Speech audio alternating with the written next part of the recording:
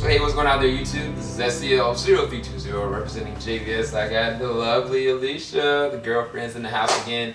We are about to do a review for a movie that y'all have been talking about for a minute. It was actually at San Diego Comic-Con when me and Joe were there.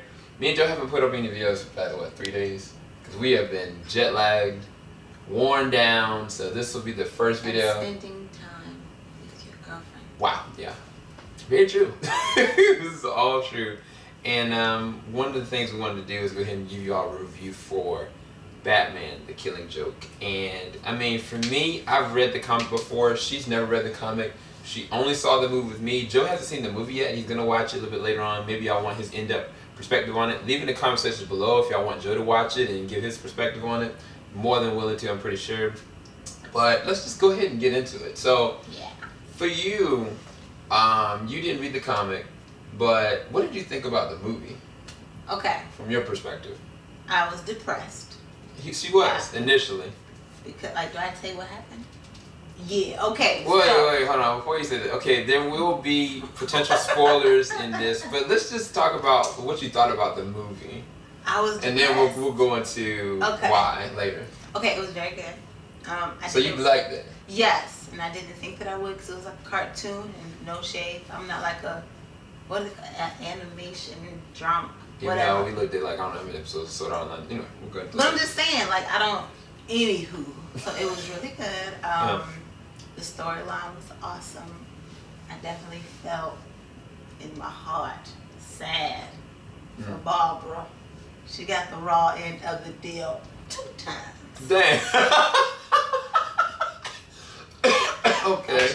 So, I mean, I honestly, y'all, I would agree with her. I'm a comic book reader, and I know from the beginning of The Killing Joke, the actual story is when Batman goes into the cell to the kind of a small interrogation of talking with the Joker, trying to level things out to find out that Joker is gone and escaped. And that's where the adaptation, the actual graphic novel by Alan Moore starts. But this movie starts a lot longer and before a prologue. A lot of people have been saying that this prologue, they didn't like it because in the sense it deflates a character for them and it was just didn't need to be there. For me personally, just going on before we go into just the movie in general, I think it adds on to the dynamic of Barbara Gordon as a character. Yeah. Whether or not you want to debate relationally, like sex or like relationship between Batman and Batgirl, it's irrelevant in the sense that it extends her character. Not just that, The Killing Joke in and of itself is a small book. I mean, you could literally, it could be a 40-minute movie. And I'm not saying that that's an excuse, but me personally, I actually was more into it just because I hadn't read in a long time. She was really enjoying it. We were kind of like, what is Batman doing? Like, Batman's a jerk. But it adds extension to her character, even though it's technically, you know, it's just plot device kind of molding. It's trying to extend her as a character so you can more sympathize with what happened to her, and that's what it worked for her. Yes, because first she's all sexually frustrated because Batman act like he don't like her even though he do, and then she finally pounces on him and gives him the goods. Then he ignores her, and then right after that, she gets shot, and now she can't walk. So not only did she not get the man that she wanted, now she can't walk, and then she got to work with him after. It's just tragic. She had the raw end of the deal twice. Because first she got shaded after she gave him some stuff.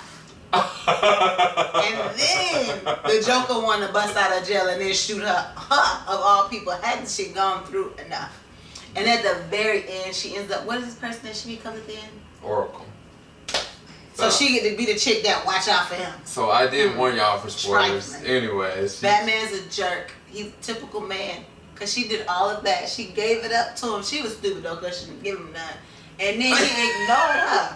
And didn't want her to do nothing. It was too much. I was just like, Batman's a jerk. Okay, so let's dissect this as a movie in general. No, you're fine, girl. You're fine. So, I mean, for me, a lot of people have also been debating as far as the animation style, as far as the look of it. It really is a kind of a standardized animation. It's not anything really special as far as graphically is concerned, but it pays homage to the actual story. Like, there are different key moments in the book that look exactly like those sequences that we saw in the animation. I even went back over it just to re-familiarize myself with the images, not so much the story. And I have to say, I think they did a great job. I even actually was able to interview the director, Sam Louie, and I was telling him, I was like, well, from your perspective, going from like Gods and Monsters, like some other adaptation that didn't come from any source material, and then to take this, like how much of a challenge you think? And he was like, he was going back and forth with his process of how he was doing it. And I had to respect him for taking the risk of even taking this animation style as well as extending the story with Batgirl, adding levity to her character, but then potentially pissing a lot of people off. And that's what kind of happened, unfortunately. But for me, I think that I didn't have a real problem with the animation. I thought that it worked for what it was trying to do. But let's go into the voice acting. The voice acting, I think, was on par. I think as far as the way that they actually spoke it and the way that they actually acted, I think that Tara Strong, that did the voice for Batgirl in this one, I think she did a good job. Especially that moment when she started getting really emotional with Batman and he wouldn't listen. And I was kind of like, dang. Batman's a jerk. But I mean, Batgirl did make some crazy decisions, baby. No, she didn't. She did. She went into a dangerous situation that could have gotten her killed or raped with that dude that gave her that date rape job. Okay, I mean, it's true. Because she had to lock herself in the face. She was trying to get his attention. She was trying to get Batman's attention because he was trying to play her like she was incompetent, like she ain't having no skill. But it's fine. It's fine. But one of the biggest things he said, yeah. And I think Kevin Conroy delivered that line very well, is that you don't know until you reach that edge of darkness where you hit the abyss.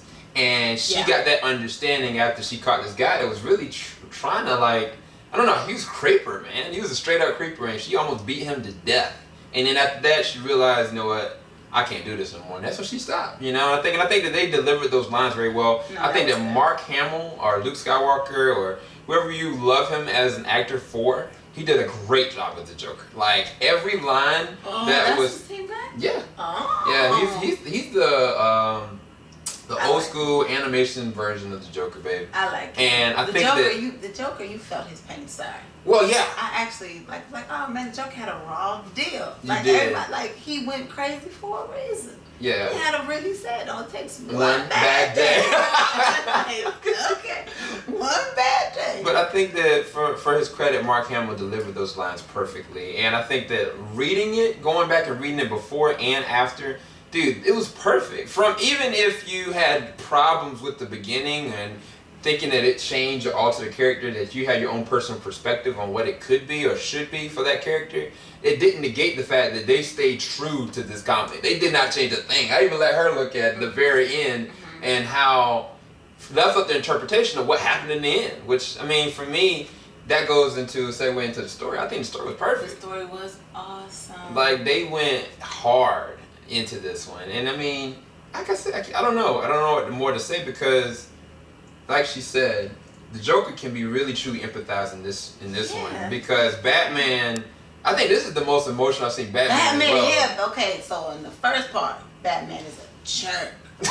A jerk. Like, he a man of few words and he's a jerk. But in the second half, like the actual like killing Joker part, he was like this kind man, like, you know what, let's just work this out. Like, he was being rational. He's really trying. He was really trying. Like, I'm saying, like, you ain't get your woman none of this conversation, but you want to work it out with the Joker. I tell you. But anyway, he was very much like, you know, how can we fix this? Like, I'm like, look at you, softening up. Yeah. The Joker was too far gone. I mean, well, no, it's sad because you get to see his backstory. You get to see what happened to his wife, what happened to his unborn child. You get to see him being put in this situation. He had a really bad day. And then on top of that, Batman was the one that intervened, that put him in the situation of falling into the chemicals, to pushing him over the edge. And it was the catalyst for him wanting to take Commissioner Gordon, not even Batman, through this ringer of that, okay, well, I'm going to make sure you understand that this could have happened to anybody. Yeah. So I'm going to do this to your daughter. I'm going to show you pictures of her. I'm going to take... He just does some terrible stuff to Commissioner Gordon. I was like, gosh, no. But Commissioner Gordon didn't break. He didn't fold. The person that really folded, real talk, if you really want to go, in my interpretation of the very end, that joke, was Batman. I think that Commissioner Gordon was like, bring him in by the book. And I think this whole entire time, Batman was trying to save his mentality of this is what I have to keep, but this is gonna get to this point eventually. And by the electoral interpretation, I don't know.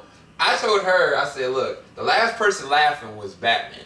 Joker stopped laughing. We've never seen Joker stop laughing. Even in the book, you kind of left the feeling that Batman just ended it like that. But we really don't know. But to me, I think that Joker proved his point, and at the same exact time, Batman... He did prove his point.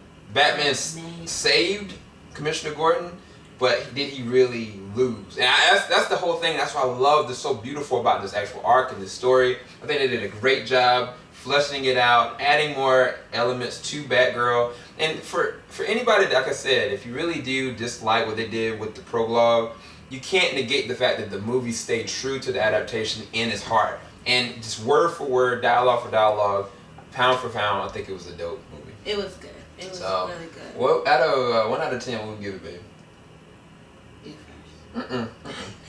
1 out of 10. I mean, it wasn't like the greatest thing ever. I mean, you gotta just be honest. I mean,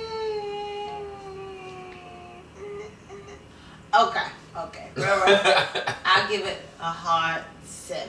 A 7 out of 10? Yeah. Okay, I'm with it. For me, Batman, the Mask of the Phantasm, and Batman Under the Red Hood are still my favorites as far as animation style. I think it'd be right after that would be Batman, The Dark Knight Returns. Those 2-part movies, those 4 movies were just genius in and of themselves as far as Batman adaptations. But I think this would be my 5th. Like, real talk, I think that they did a great job with it. I give this an 8.5 out of 10. I'd probably go a little bit higher. If I go back and forth and look at just how much work took into it, either way, that's still a really good rating. I think that they did a great job. And I'd be more than willing to look at it again with Joe if he's down for it. Hopefully y'all enjoyed our review for Batman The Killing Joke. Keep it locked. JVS, we ain't gonna stop. Y'all Play. That was The Killing Joke. Peace, y'all. Ninja.